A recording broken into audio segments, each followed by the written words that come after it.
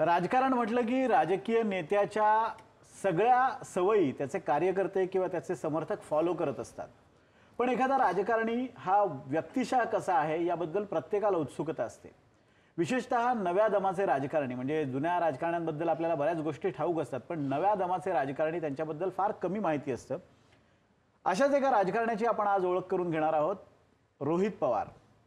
रोहित पवार हे राजकारणी म्हणून तुम्ही पाहिले असतील, पण रोहित पवार हे व्यक्तिगत जीवनात कसे आहेत, त्यांना कोणते सिनेमे आवडतात, त्यांना ते काय साहित्य वाचतात, नाटकामध्ये त्यांना आजोबांप्रमाणेच रस आहे का, इतर गोष्टी क्रिकेट किंवा इतर सगळ्या गोष्टी त्यांचा वावर तसाच आहे का, हे सगळं आपल्याला जाणून घ्यायला आवडेल.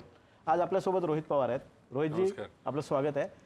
प्रश्न हा आहे की शरद पवार हे व्यक्तिमत्व म्हणजे असं आहे की फक्त राजकीय व्यक्तिमत्व नाही आहे, तर त्यांचा वावर हा सर्वत्र आहे.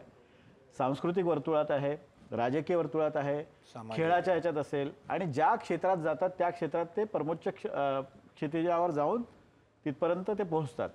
त्यांची जाण चांगली आहे. त्यांचे गणगोत म्हणजे आजूबाजूचे जे म्हणजे महानोर असतील किंवा असे दिग्गज त्या त्या क्षेत्रातले त्यांचे स्नेही आहेत. रोहित पवार कसे आहेत? रोहित पवारांना काय आवडतं? ते बघा, एकतर पवार साहेबांना मी कॉपी करतो असं नाही. पवार साहेबांचे कष्ट मी बघतो आणि कुठेतरी पवार साहेबांनी जे कष्ट केलेत तसे कष्ट आपल्याला करावे लागतील याची जाण त्या ठिकाणी आहे. पण जेव्हा केव्हा मला वेळ मिळतो, आता राजकारण समाजकारण हे तर विषय आहेतच. मला खेळाची आवड आहे, पवार साहेबांना खेळाची आवड आहे. क्रिकेट मला खेळायला जास्त आवडतं. त्यानंतर फुटबॉलमध्ये मी खूप जास्त होतो कॉलेजमध्ये. म्हणजे माझ्या साईजवर जाऊ नका, त्यावेळेस मी बारीक होतो. आणि त्याच्याचबरोबर मग मला ते खोटं वाटणार नाही, कारण मी पण स्वतः फुटबॉल खेळलो.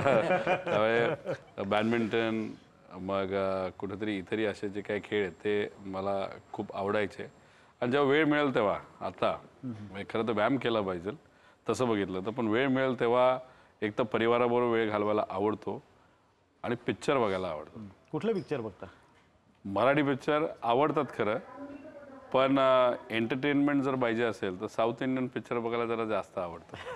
तरी आता बघितलेला नुकताच कुठला चांगला पिक्चर?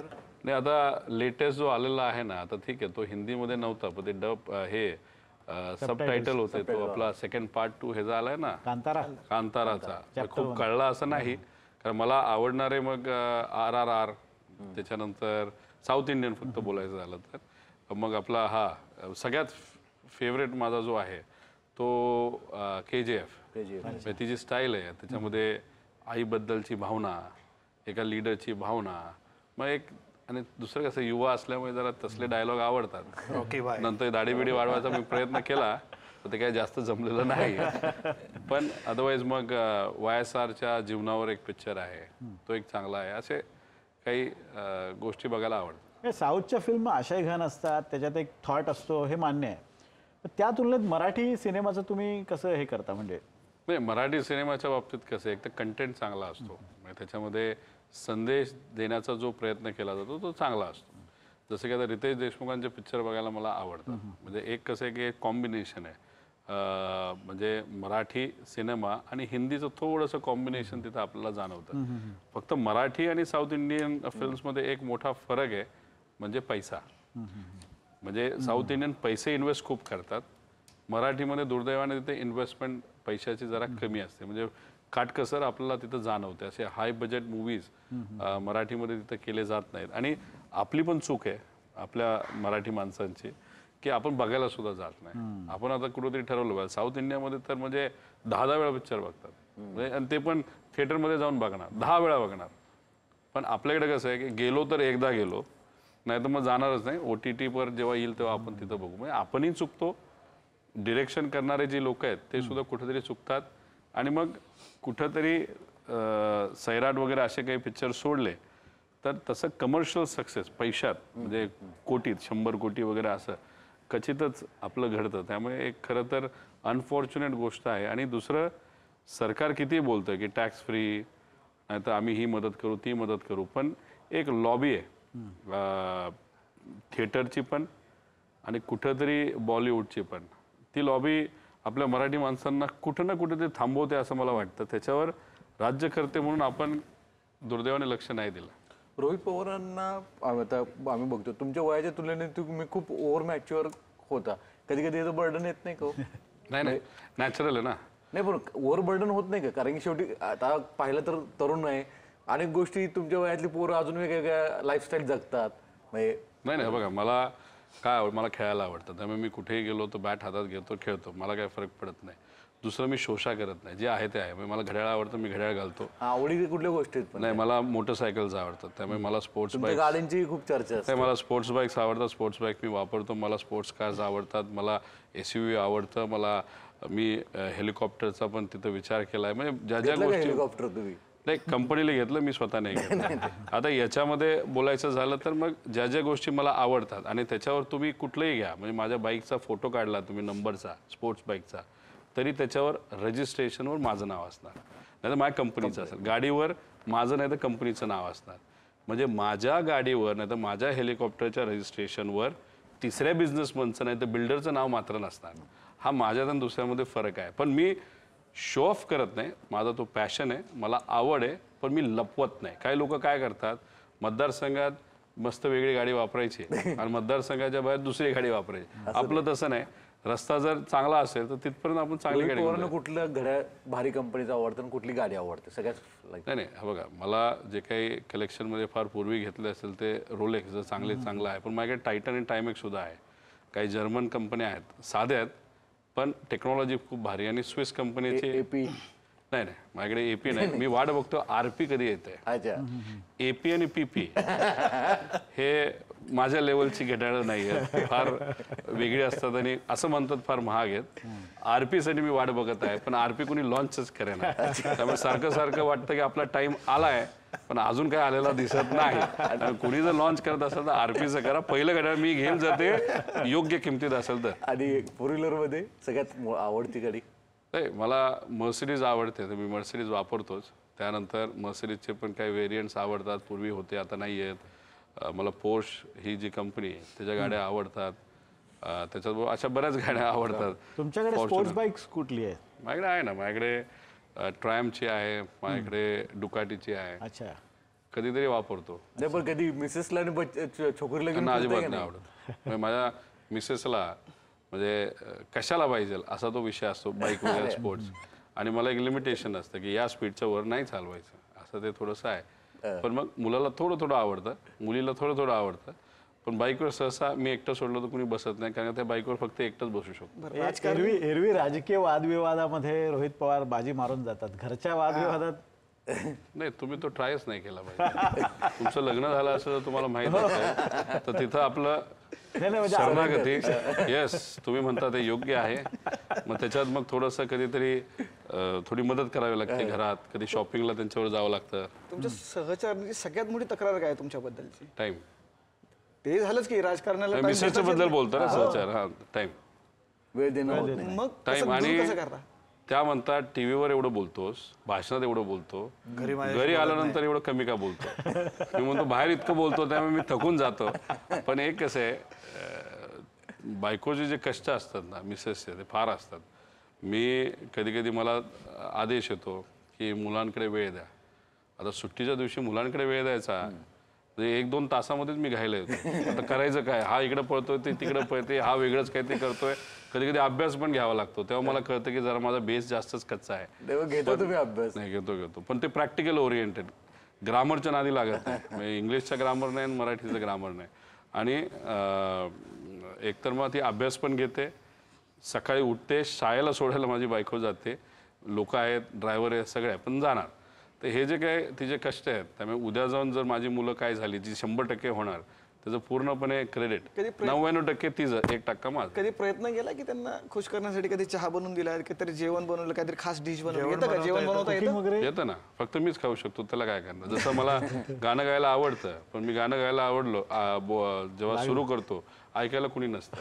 त्या बाथरूममध्ये मी गाणं गातो ते मलाच कळतं आणि मलाच आवडतं. त्यामुळे मी जेवणाच्याही नादी लागत नाही. एकदा कुठल्या तरी कार्यक्रमामध्ये तिथं मी पोहे केले होते आणि चुकून पाणीच कमी पडलं, ते ड्राय झाले.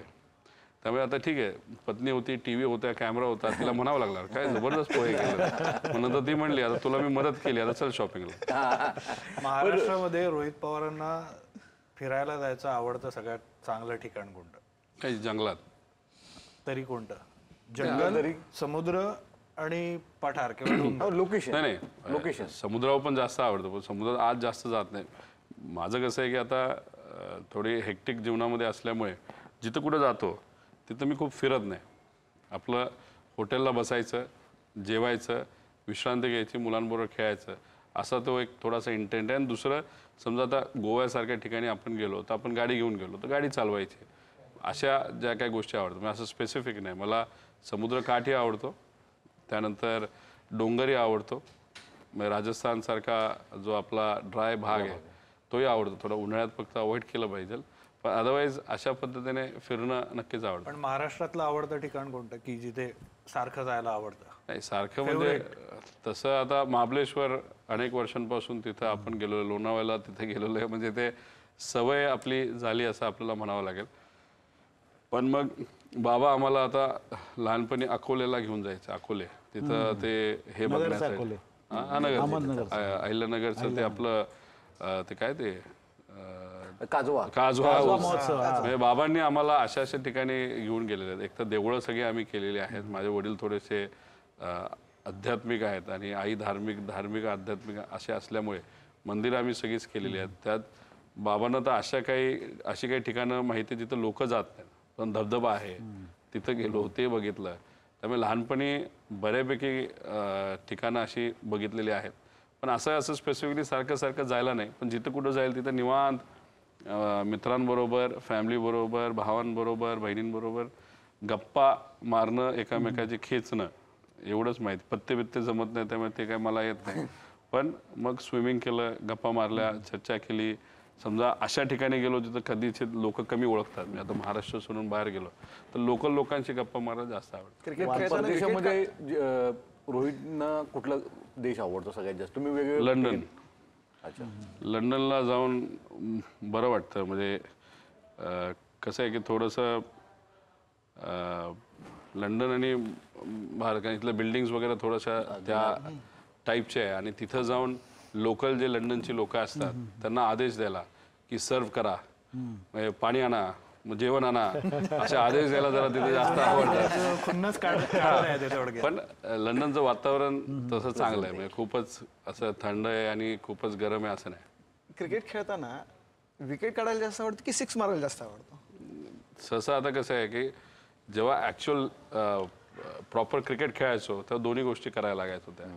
आता एक फायदा आहे, बॉलिंग करायला कोणीच सांगत नाही आणि बॅटिंग मिळून लगेच जाते आणि पुढचा जरा सांभाळून टाकतो. त्यामुळे एक दोन चांगले शॉट, व्हिडिओ चांगले निघतात. आणि तुमच्यासारखे मित्र असल्यामुळे आणि मीडिया असल्यामुळे तुम्ही आम्हाला यॉर्कर पण टाकता, तुम्ही आम्हाला गुगली पण टाकता. त्यामुळे क्रिकेटमध्ये त्याचा फायदा झालेला आहे. कुठलाही बॉल आला तर तो कसाही मारायचा, तो सिक्स नाही गेला तरी आपण सांगत नाही सिक्सच होता. म्हणजे असं ते थोडंसं आहे. म्हणजे वाचन वगैरे काही करता? रिअल इश्यूज, म्हणजे आत्ता जे काही विषय चालले आहेत, म्हणजे बिझनेसमध्ये आता काय चाललंय, चायना आणि भारताचं रिलेशन कसं आहे, अमेरिका कसं आपल्याला हिनवतंय, बिझनेस वाईज कसे काय इम्पॅक्ट होणार आहेत, सोन्याचं काय होणार आहे, मग कमॉडिटीजचं काय होणार आहे, मग ॲग्री कमॉडिटीजचं कसं होणार आहे, मग रिअल इस्टेटचं कसं होणार आहे, त्याच्याचबरोबर सोशल जे काही तणाव जे वाढले जातात, उद्या जाऊन समजा आफ्रिकेत काय घडलं होतं, मग मिडल ईस्टमध्ये काय घडलंय, मग थोडं मग रिलेट करायचं भारताला, असं जे रिअल इश्यूज आहेत ते जरा जास्त. बाकी कथा कादंबऱ्या वगैरे नाही, मग ज्याने खूप अभ्यास केलेला आहे त्या विषयाचा, नाहीतर त्यांनी पुस्तकं खूप वाचलेत, त्यांच्यावर 1 तास घालवणं, 2 तास घालवणं, गप्पा मारणं, म्हणजे त्यांनी 100 पुस्तकं वाचली असतील, त्यांच्याकडनं ज्या गोष्टी आपल्याला मिळतात ते इक्विव्हलंट टू 100 पुस्तकं आहेत. आणि मग कधीतरी आम्ही एखादी भूमिका अशी घ्यायची त्याला इतिहासाचा संबंध आहे, मग त्या व्यक्तीला फोन करून विचारायचं, अरे बाबा मला असं वाटतं, तुमचं काय मत आहे? ते म्हणतात नाही तुम्ही बोलता ते बरोबर आहे. उद्या जाऊन जर कुणी काउंटर करायला गेलं तर आम्हाला उत्तर देता येतं. रोहित पवार हे उद्योजक नंतर राजकीय नेते झाले. ह्या दोन्ही शिवाय दुसरं काय झालं असतं अजून? नाही, राजकीय नसते झाले तर काय झाले? नाही, माझं कसं आहे की जे ठरवतो ते मी करतो. त्यामुळे सुरुवातीला ठरवलेलं बिझनेस करायचा, तो बिझनेस केला, बरं चाललंय, वाईट नाही काय चाललं, आणि राजकारणात आलो. त्यामुळे राजकारण काही प्रमाणात शेवटच्या काळामध्ये ठरवलं होतं नाही राजकारणात द्यायचं. आणि दुसरं, इमेजबद्दल मी फार कॉन्शियस आहे. त्यामुळे कुणी कितीही खोलात गेलं व्यक्तिगत जीवनात जाऊ द्या, व्यावसायिक जीवनामध्ये जाऊ, त्यांना काही सापडणार नाही. ह्या सगळ्या गोष्टी का केल्या? तर कधीतरी आपल्याला राजकारणात जावं लागेल आणि उद्याचं राजकारण काय होणार आहे, डिजिटल गोष्टी आल्यात, फोटो येतात, हे येत आहेत, याचा अभ्यास केल्यामुळेच कदाचित त्या गोष्टी माहिती असल्यामुळे मी थोडंसं सेफ राहिलो, म्हणून मी कुठं अडकलो नाही. म्हणजे मला सांगायचं असं आहे की बिझनेसमध्ये आलो, राहणारे आहे, पुढे राहणार आहे, बिझनेस मी वाढवत राहणार आणि राजकारणामध्ये समाजकारण माझं करत राहणार, पण मी माझी स्टाईल बदलणार नाही. आता कसं काही लोक म्हणतात ह्याला कॉपी करायचं, त्याला कॉपी करायचं, मी माझी स्टाईल ठेवलेली आहे, मी माझी स्पेस घेतो, मी लोकांसाठी सुद्धा तितकंच काम करतो, खूप टेन्शन घेत नाही. आता पांढरे केस का झाले हे मला माहीत नाही, पण झालं हेरिडेटरी असावं असं आपल्याला म्हणावं लागेल. पण मग जर ह्या दोन गोष्टी नाही तर, आणि जर सिरियसली मी विचार केला असता तर स्पोर्ट्समध्ये गेलो असतो. तर हे होते रोहित पवार. रोहित पवार हे राजकारणी म्हणून आपल्याला ठाऊक असतात, पण रोहित पवार व्यक्तिगत जीवनात कसे आहेत हे त्यांच्याच तोंडून आज आपण ऐकलं. धन्यवाद.